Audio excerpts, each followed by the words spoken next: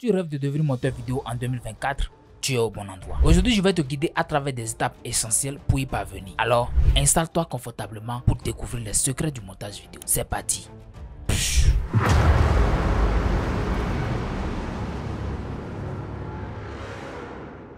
Étape numéro 1.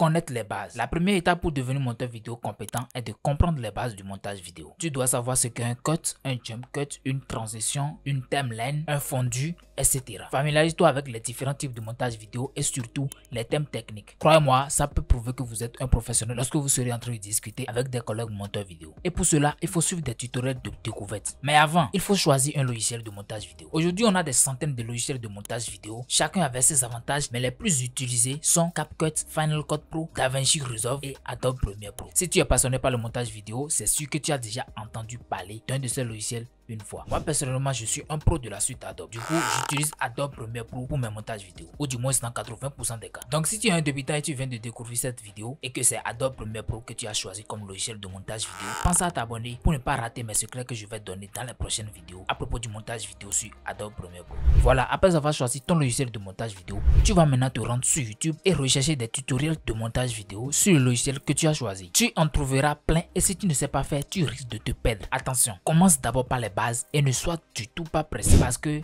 l'apprentissage du montage vidéo, c'est un très long processus. Moi, je te conseille de taper introduction au montage vidéo sur et tu ajoutes le nom de ton logiciel pour trouver des tutoriels introductifs de montage vidéo sur ton logiciel. Cela va te permettre d'apprendre les bases avant de rentrer dans le vif du sujet. Là, on vient de terminer avec la première et la deuxième étape. On passe à l'étape numéro 3 qui est apprendre les raccourcis clavier. Les raccourcis clavier sont essentiels pour gagner du temps et travailler efficacement. Chaque logiciel de montage vidéo a ses propres raccourcis clavier. Alors, prends le temps de les connaître et d'apprendre à les utiliser régulièrement. Cela va énormément t'aider plus tard. Étape numéro 4, pratiquer régulièrement. Comme pour toute compétence, la pratique régulière est cruciale en montage vidéo. Monte des vidéos régulièrement pour améliorer tes compétences. Tu peux commencer par des projets simples et progresser vers des projets plus complexes au fur et à mesure que tu montes en compétences et en expertise. Ce que moi je conseille le plus souvent à mes étudiants en montage vidéo, c'est de s'enregistrer eux-mêmes et de travailler sur ces rushs-là. Mais bon, si tu ne veux pas t'enregistrer toi-même, tu peux aller sur les réseaux sociaux, sur YouTube,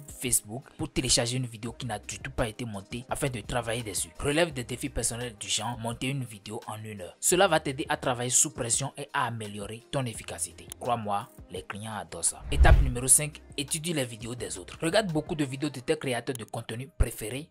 Moi par exemple. Qu'est-ce qu'il raconte?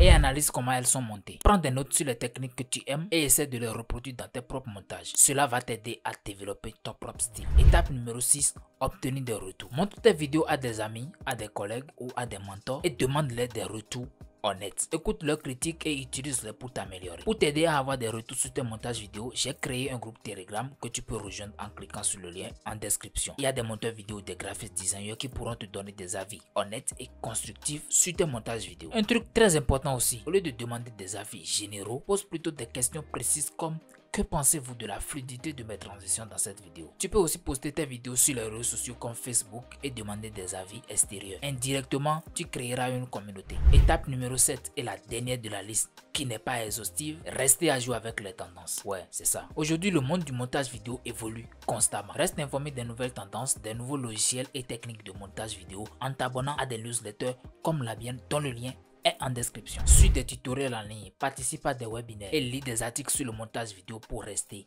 à jour. Voilà les quelques étapes essentielles que j'ai listées pour vous qui vous permettront de devenir un monteur vidéo compétent en 2024. Souviens-toi, il n'y a pas de raccourci vers le succès. C'est en pratiquant régulièrement, en apprenant de nouvelles choses et en restant passionné que tu atteindras tes objectifs. Si tu as aimé cette vidéo, lâche-moi un pouce bleu, abonne-toi, dis-moi en commentaire ce que tu penses de cette vidéo. Et si tu as des propositions de sujets qu'il faut que j'aborde pour te permettre de progresser en montage vidéo, mets-le également en commentaire. A bientôt pour de nouveaux contenus passionnants. Ciao!